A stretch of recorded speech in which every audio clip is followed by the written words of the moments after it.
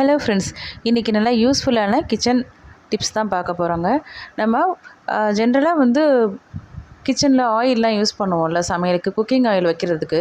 நம்ம இந்த மாதிரி பாத்திரங்களை யூஸ் பண்ணும்போது அந்த ஸ்டீல் பாத்திரத்தில் ரொம்ப நாள் வச்சுருந்தோம் அப்படின்னாக்கா, நம்ம திரும்ப திரும்ப அதிலே என்ன தான் வாஷ் பண்ணிட்டு வச்சுருந்தாலுமே, நம்ம ஒரு மந்த் ஆயிடுச்சு அப்படின்னாலுமே ஒரு மாதிரி எண்ணெய் காய்ச்சின ஸ்மெல் வரும்ல, அந்த மாதிரி வர்றதை போக்குறதுக்கு ஒரு ஈஸியான டிப்ஸ் தாங்க இன்றைக்கி பார்க்குறோம். இந்த மாதிரி நியூஸ் பேப்பர் எடுத்து நீங்கள் நல்லா வாஷ் பண்ணதுக்கு அப்புறமோ இல்லை வாஷ் பண்ணுறதுக்கு முன்னாடியோ நியூஸ் பேப்பர் எடுத்து நல்லா சுருட்டிட்டு அது ஃபுல்லாக மூடி வச்சுருங்க.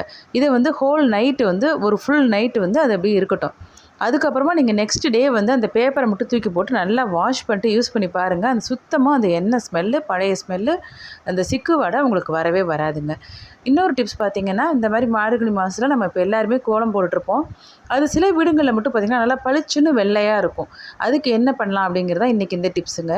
இதுக்கு நான் 1 பங்கு கோலமாவு, அதுக்கு 2 பங்கு கார்ன்ஃப்ளவர் மாவு, அது இப்போ கலந்துக்கோங்க. 1 பங்கு பச்சரிசி மாவு. இந்த மாதிரி நீங்கள் கலந்து பாருங்கள். உங்களோட கோலம் எல்லார் வீட்லேயும் இருக்க மாதிரி நல்லா பளிச்சுன்னு வெள்ளையாக இருக்கும். இந்த டிப்ஸ் பாருங்கள். இது நம்ம இட்லி ஊற்றும்போது சில பேருக்கு ரொம்ப கல்லாக வருது அப்படின்னு சொல்லி ஃபீல் பண்ணுவோம்ல. ரொம்ப இட்லி நல்லாவே இல்லை, ரொம்ப ஹார்டாக இருக்குது, ரப்பர் மாதிரி இருக்குது அப்படிலாம் சொல்லுவாங்க. அதுக்கு நீங்கள் என்ன பண்ணணும், இட்லி பாத்திரத்தில் நம்ம வச்சதுக்கப்புறமா தண்ணி கொதிச்சதுக்கப்புறமா நல்லா மேலே இந்த மாதிரி நம்ம துணி போட்டதுக்கப்புறம் மேலே அந்த ஆவி வர்றது தெரியணுங்க.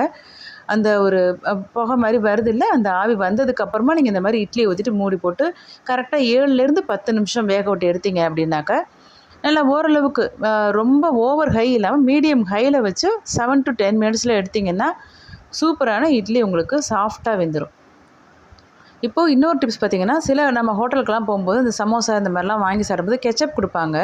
அது நிறையா நமக்கு மீந்து போயிடும். நம்ம வீட்டுக்கும் எடுத்துகிட்டு வந்திருப்போம்ல, அதை இந்த மாதிரி வாஷ் பேசின்லாம் க்ளீன் பண்ணி பாருங்கள். சூப்பராக வெள்ளையாகும்.